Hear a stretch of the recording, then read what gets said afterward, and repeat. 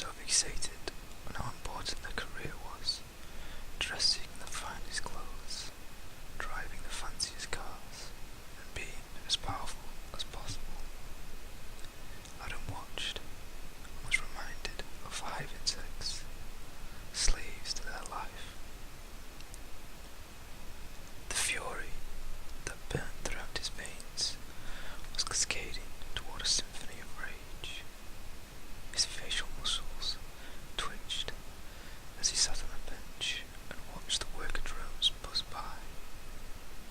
They were so immersed that many didn't notice him even sat there. Adam hated the fact that many didn't even respect what he and his brethren were doing for this country. Out there on the front lines, the barbaric other cultures he'd faced and had lost his resolve against. He felt like he was a bar of metal that had gone brittle under the unforgiving sun. Metal that had been tempered in the fires of what Adam deemed the greatest force in the world. Or was it the revelations of being told he'd been fed something against his will that felt like a stab wound? He didn't know what was truly real anymore. Betrayed by the country he swore an oath to protect, he clenched and unclenched his fists over and over. His jaw was closed tight, his muscles noticeably moving.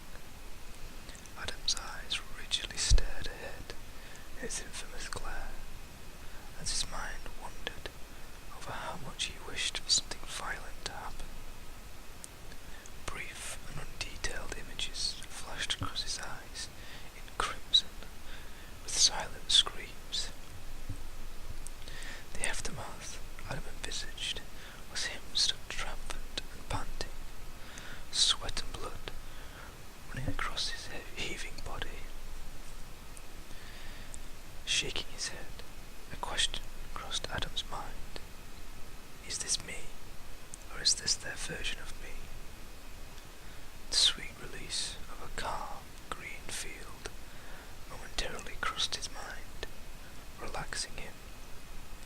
The image of a face flashed across his tired, strained eyes.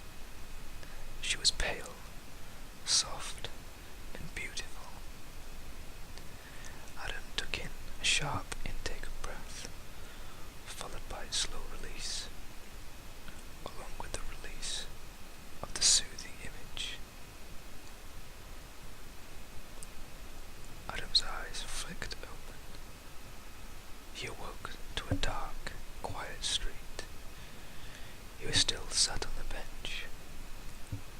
Across the road, some hooded figures watched him with unseen eyes, cackling between themselves as they passed around tins of a cheap beverage.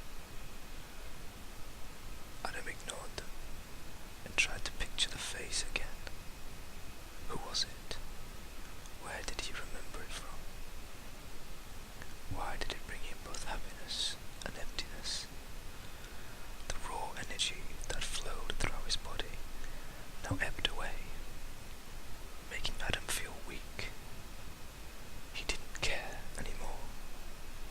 He let go of the tension in his fists, his jaw, and all the other muscles that had contracted. He slumped backwards into the bench. Before he could relax, something flew past his ear, landing with a clang behind him. Raucous laughter filled the street as the hooded figures rolled around. Adam sensed something else flying in the air.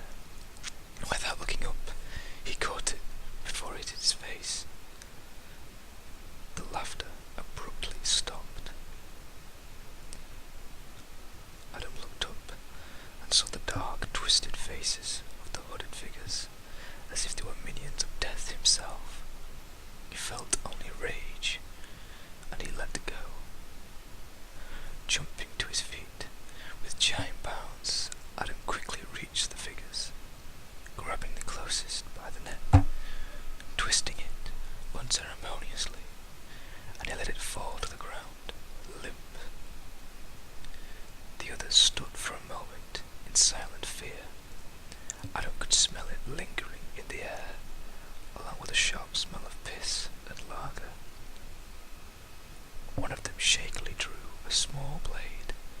which Adam deftly stole and left a red smile across the original wielder's neck as thanks. Adam didn't even remember what happened next. He just realised he was stood amongst their bodies, with his weapon held high. The sticky substance he was covered in warmed him, and he felt free. His psyche burned like a wicker figure on some pagan island. The pale face returned to him, except its face was bruised, bloodied, and ruined. It spurred him onwards, revealing a newfound sense of direction within him. His feet began walking without his own conscious input, ignoring the stickiness underfoot.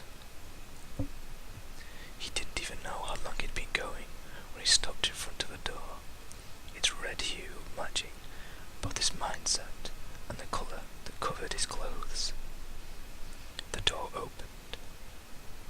An unknown, twisted man behind it, rubbing his eyes sleepily at first, before realising who and what was stood on the doorstep. He attempted to cry out, jumping back in fear, but Adam thrust his weapon through his neck, cutting the scream short. The shank was stuck within the sinew, while scarlet fluid poured around it. Adam tugged once, but the sound of a soft voice from above stopped him from attempting again. His gaze turned from the raw, ruined flesh up to the face of the one he had once loved. There was no infatuation left, only hate, and it spurned him up the stairs. The sounds of her screams, no but white noise amidst the rage of his flowing thoughts. Horrible faces everywhere he looked, their beastly figures motivating explosions of ferocity and hatred within him. The shores of a calm beach, somewhere, the cold veranda disappeared on the horizon.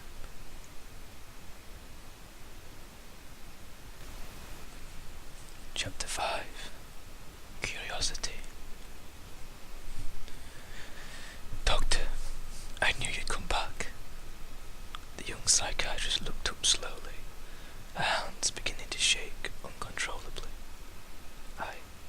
I couldn't resist. I don't blame you. Adam is an interesting case. These files, however, are restricted. I'm amazed you managed to get in here again. Out of the little illumination the foreboding office gave from his desk lamp, she could make out little of the figure, his facial features hidden from her.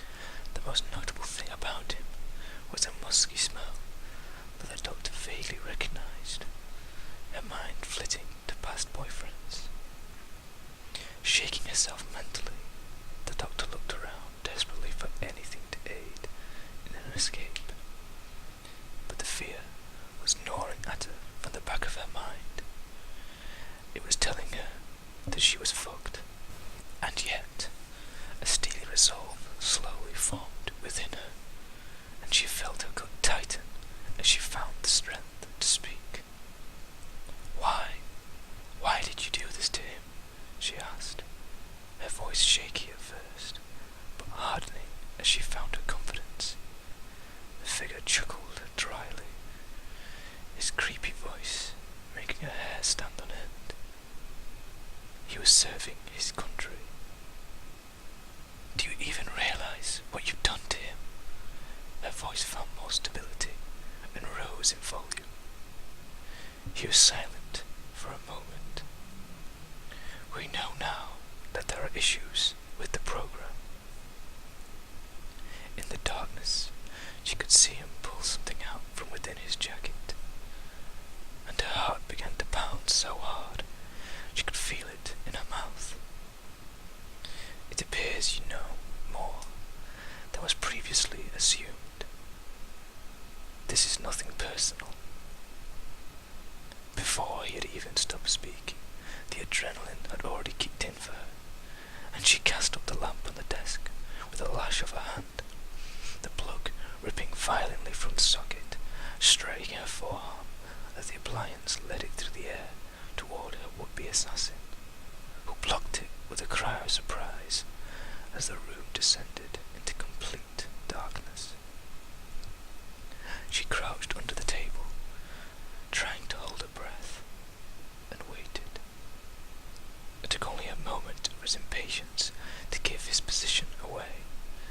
She grunted with effort and lifted the table toward where she assumed her opponent was, but her strength only caused it to rise a little from the ground, presumably landing on his shins by the sounds of it.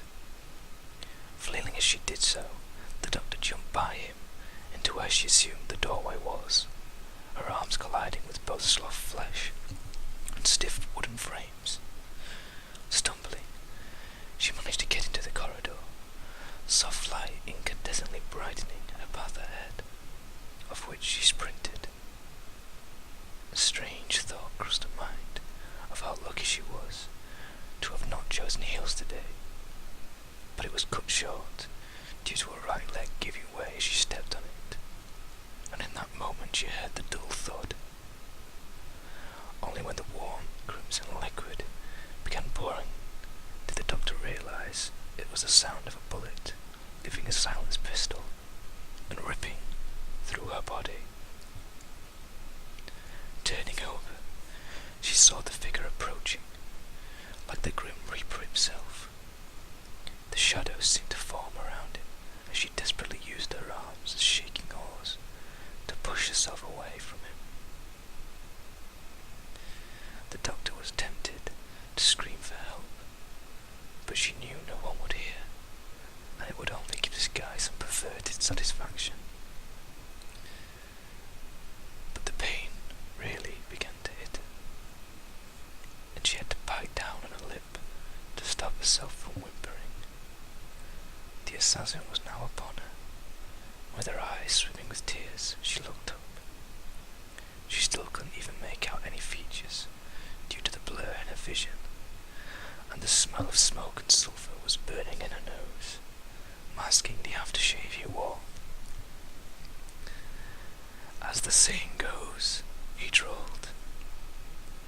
Curiosity killed the cat, she finished, her voice cracking. Thud, thud.